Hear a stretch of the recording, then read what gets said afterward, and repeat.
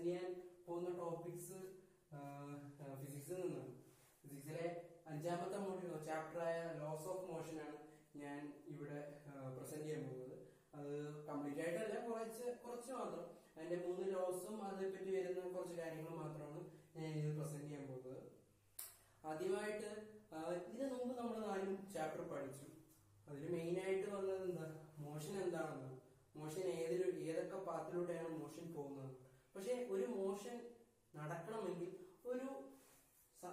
എന്തോ ഒരു വസ്തു, എന്തോ ഒരു ക്വാണ്ടിറ്റി അവിടെ വേണം. ആ ക്വാണ്ടിറ്റിനെ വിളിച്ച പേര് ഫോഴ്സ് എന്നാണ്. ഈ ഫോഴ്സിനെ പറ്റിയാണ് ഈ 3 ലോസ് ഓഫ് മോഷൻ പറയുന്നത്. അതായത് ഒരു ബോഡി അത് ഒരു പക്ഷേ റെസ്റ്റിലായിരിക്കാം, അല്ലെങ്കിൽ യൂണിഫോം മോഷനിലായിരിക്കാം. ഇപ്പൊ ഒരു റെസ്റ്റിലിരിക്കാൻ, ഈ ബോഡി റെസ്റ്റിലിരിക്കുകയാണെന്ന് വെച്ചു. നമ്മൾ ആ ബോള്, അതൊരു ബോളാണ്. ഈ ബോള് ഒരു പ്ലെയർ, ഒരാള് കിക്ക് ചെയ്തു.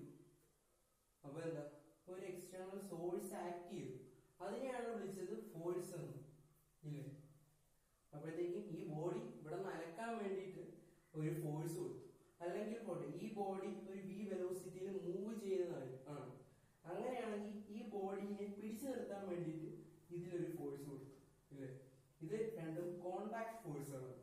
ഇവിടെ കൊടുത്തത് കോണ്ടാക്ട് ഫോഴ്സ്. ഇനിയിപ്പോ നോൺ കോണ്ടാക്ട് ഫോഴ്സുകൾ ഉണ്ടോ എന്നായിരിക്കും നിങ്ങളെ സംശയം. ഉണ്ട്. നമ്മുടെ ഗ്രാവിറ്റേഷണൽ ഫോഴ്സ്, മാഗ്നറ്റിക് ഫോഴ്സ്, ഇവയെല്ലാം എന്താ, നോൺ കോണ്ടാക്ട് ഫോഴ്സുകളാണ്.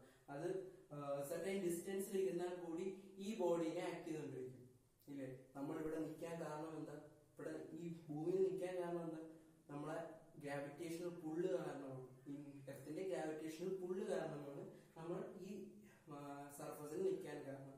ഇനിയിപ്പം ഒരു ടേബിളിന്റെ മുകളിൽ കുറെ ആണികളൊക്കെ ഇട്ടേക്കെന്ന് വെച്ചോ, ഇരുമ്പിന്റെ. അങ്ങനെയാണെങ്കിൽ ഒരു മാഗ്നറ്റ് വെച്ച് കുറച്ച് ഡിസ്റ്റൻസിൽ നമ്മൾ കൊടുക്കുകയാണെങ്കിൽ ആ നെയിൽസ് വന്ന് ഒരു മാഗ്നറ്റിക്കിന്റെ പുൾ എഫക്ട് കാരണം മുകളിൽ വന്ന് അട്രാക്ട് ചെയ്ത് ഇരിക്കുന്നതായിട്ട് കാണാം. അപ്പം അതെല്ലാം നോൺ കോണ്ടാക്ട് ഫോഴ്സുകളാണ്, ഇല്ലേ? ഇതൊക്കെയാണ് കുറച്ച് എക്സാമ്പിൾസ് ആണ്. നമ്മള് ഫോഴ്സ് എന്ന് പറയുന്ന ഒരു എക്സ്റ്റേണൽ സോഴ്സ് ഉണ്ടെന്ന് പറയാൻ വേണ്ടിയിട്ട്. ഇനിയിപ്പോ ഞാൻ ഒരു കണ്ടീഷൻ ഉണ്ട്. അതായത് ഒരു ബോഡി മൂവ് ചെയ്തുകൊണ്ടിരിക്കുകയാണ്. അതിന് ഒരു മാറ്റവും ഇല്ല, അതിന്റെ വെലോസിറ്റിക്കോ യാതൊരുവിധ മാറ്റവും ഇല്ല. അങ്ങനെയാണെങ്കിൽ അതിലെന്തെങ്കിലും ഫോഴ്സ് ആക്ട് ചെയ്യുന്നുണ്ടോ അങ്ങനെ മൂവ് ചെയ്യാൻ വേണ്ടിയിട്ട്?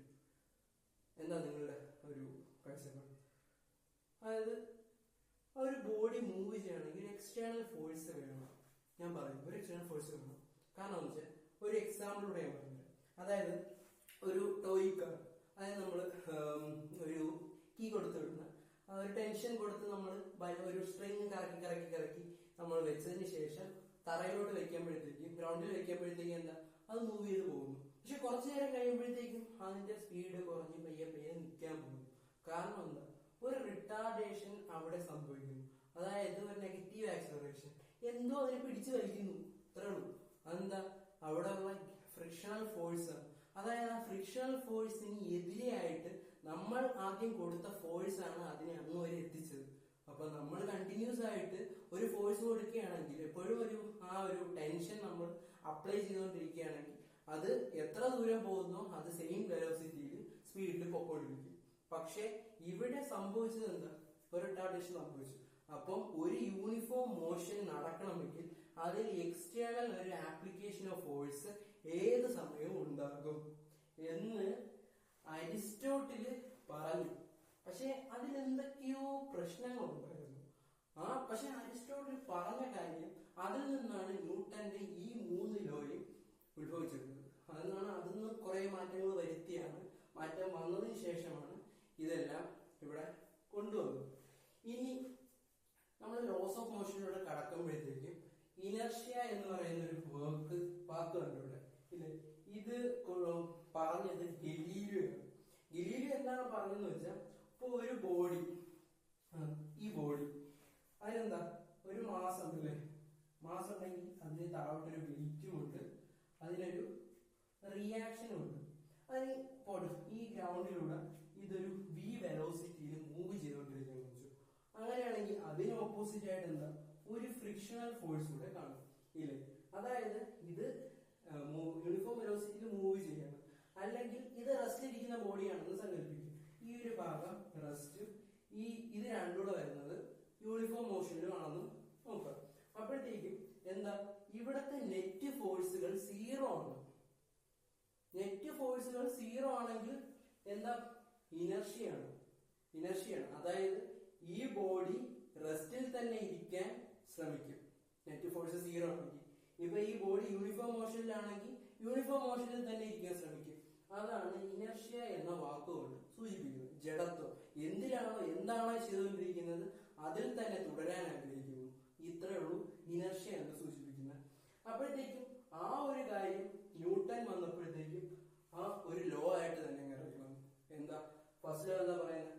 Every body continues in its state of rest or uniform motion unless compelled by an external unbalanced force along a same straight line. പുള്ളി എന്താ പറഞ്ഞത്?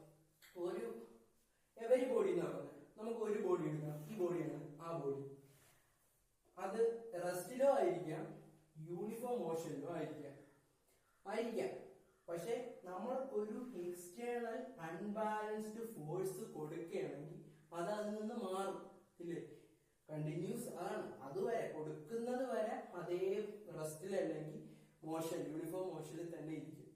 അതാണ് പറയുന്നത് ഫസ്റ്റ് ലോ ഓഫ് ഇനർഷ്യ. നമ്മൾ ഒരു ഫോഴ്സ് കൊടുത്താൽ മാത്രമേ അത് അതിന്റെ ആ ഒരു മാറ്റം റെസ്റ്റിൽ നിന്ന് യൂണിഫോം മോഷനിലിട്ടോ, യൂണിഫോം മോഷനിൽ നിന്ന് റിട്ടാർഡേഷൻ സംഭവിച്ച് സ്പീഡ് കുറഞ്ഞ് ഒരു ബോഡി നിൽക്കാനോ ശ്രമിക്കുള്ളൂ. ഒരു ഫോഴ്സ് കൊടുത്താൽ മാത്രമേ പറ്റത്തുള്ളൂ. അതാണ് ഫസ്റ്റ് ലോ പറയുന്നത്. ഇനി സെക്കൻഡ് ലോ എന്താ പറഞ്ഞത്? നമ്മൾ ഫസ്റ്റ് ലോ ഫോഴ്സ് എന്ന് പറയുന്ന ഒരു സാധനം ഉണ്ട് എന്ന് മനസ്സിലായി. ഇനി ആ ഫോഴ്സിന് ഒരു വാല്യൂ ഉണ്ട്. അതാണ് കണ്ടുപിടിക്കുന്നത്. ഫോഴ്സിന്റെ വാല്യൂ കണ്ടുപിടിക്കാൻ വേണ്ടിയിട്ട് നമ്മൾ അതിന് മുമ്പ് ഒരു വാക്ക് പഠിക്കണം. അതാണ് മൊമെന്റം.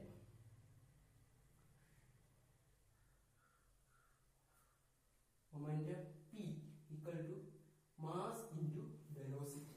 വെലോസിറ്റി ഒരു വെക്ടർ ക്വാണ്ടിറ്റി ആണ്. അപ്പൊ മൊമെന്റവും ഒരു വെക്ടർ ക്വാണ്ടിറ്റി ആണ്. സെക്കൻഡ് ലോ പറയുന്നത് വെച്ചാൽ ഫോഴ്സ് നമ്മളിവിടെ ഉണ്ട് എന്ന് മനസ്സിലാക്കിയ force is directly proportional to rate of change of momentum. അതാണ് സെക്കൻഡ് ലോ കൊണ്ട് സൂചിപ്പിക്കുന്നത്. ഇനി അപ്പൊ നമുക്ക് ഇതിൽ നിന്ന് ഒരു ഫോഴ്സിനൊരു ഇക്വേഷൻ കണ്ടുപിടിക്കാം. അതായത് F is equal to F is directly proportional to dp by dt ആണ്. അങ്ങനെയാണെങ്കിൽ F is equal to K into dp by dt. ഇതിനെ P ക്ക് നമുക്ക് മാസ് ഇൻറ്റു വെലോസിറ്റി ആണെന്ന് അറിയാം. K into mass into velocity by time. Mass ഒരു constant ആണ്. അപ്പൊ നമുക്ക് പുറത്തെടുക്കാമല്ലോ. K into mass into dv by dt. എന്താ dv by dt? എന്താ? ആക്സിലറേഷൻ. K1 ആണ്. അപ്പൊ force is equal to ma. Force ഒരു വെക്ടർ ആണ്, ഇതും ഒരു വെക്ടർ ക്വാണ്ടിറ്റി ആണ്. ഓക്കെ, ഫോഴ്സിന്റെ എസൈൻമെന്റ് എന്താ? ന്യൂട്ടൺ കണ്ടുപിടിച്ചത് Newton. Metre per second square, kilogram metre per second square അല്ലെങ്കിൽ ന്യൂട്ടൺ.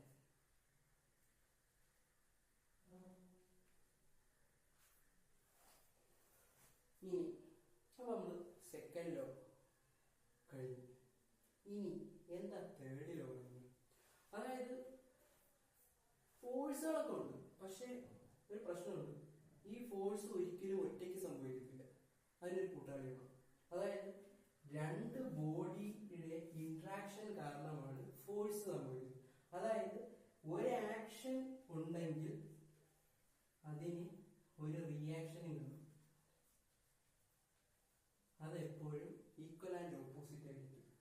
അതാണ് തേർഡ് ലോ പറയുന്നത്. അതായത് ഈ ആക്ഷനും റിയാക്ഷനും രണ്ട് സമയത്താണ് നടക്കുന്നത്, ഒരിക്കലും ഇൻസ്റ്റന്റ്, രണ്ടും സെയിം ഇൻസ്റ്റന്റിലാണ് നടക്കുന്നത്. ലോസ് ഓഫ് മോഷൻ മനസ്സിലായെന്ന് വിചാരിക്കുന്നു. ഈ ചാപ്റ്ററിനകത്ത് വരുന്ന മെയിൻ പോർഷൻ ലോസ് തന്നെയാണ്, ഈ ലോ ഓഫ് മോഷൻ തന്നെയാണ്. അത് ഏറെക്കുറെ മനസ്സിലാക്കിയെന്ന് വിശ്വസിക്കുന്നു.